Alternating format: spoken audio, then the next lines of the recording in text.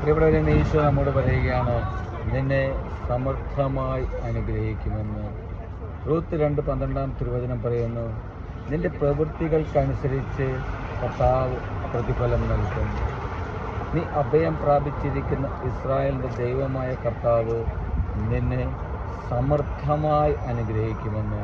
പ്രിയപ്പെട്ടവരെ, ഈശോ നമ്മോട് പറയുകയാണ്, നിന്റെ പ്രവൃത്തികൾക്കനുസരിച്ച് അവിടുന്ന് പ്രതിഫലം നൽകുമെന്ന്.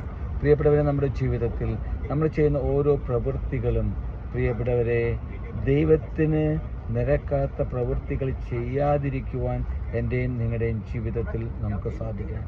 നന്മ ചെയ്യുവാൻ, നല്ല പ്രവൃത്തികൾ ചെയ്യുവാൻ, നല്ല മനുഷ്യരായി ജീവിക്കുവാൻ നമുക്ക് നമ്മുടെ ജീവിതത്തിൽ സാധിക്കണം. ഈശോ പറയുകയാണ്, നീ അഭയം പ്രാപിച്ചിരിക്കുന്ന ഇസ്രായേലിൻ്റെ ദൈവമായ കർത്താവ്. പ്രിയപ്പെട്ടവരെ, ഞാനും നിങ്ങളും അഭയം പ്രാപിച്ചിരിക്കുന്നത് രക്ഷകനായ ഈശോയിലാണ്. ആ ഈശോയിൽ അഭയം പ്രാപിച്ച ഒരു വ്യക്തി പോലും തകർന്നു പോകുവാൻ പ്രിയപ്പെട്ടവരെ ഈശോ ആഗ്രഹിക്കുന്നില്ല, ഈശോ അനുവദിക്കുന്നില്ല.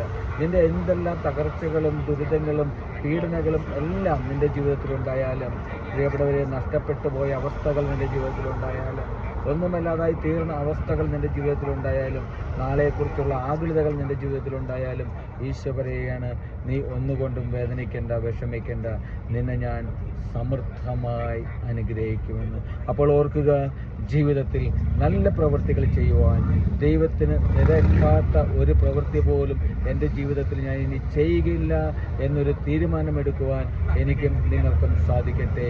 അതുമൂലം ദൈവത്തിൻ്റെ സമൃദ്ധമായ അനുഗ്രഹം നമ്മളിലേക്ക് കടന്നു വരുന്നത്, നമ്മുടെ കുടുംബത്തിലേക്ക്, നമ്മുടെ മക്കളിലേക്ക്, നമ്മുടെ തലമുറകളിലേക്ക് കടന്നു വരുന്നത് നമുക്ക് കാണുവാൻ സാധിക്കും.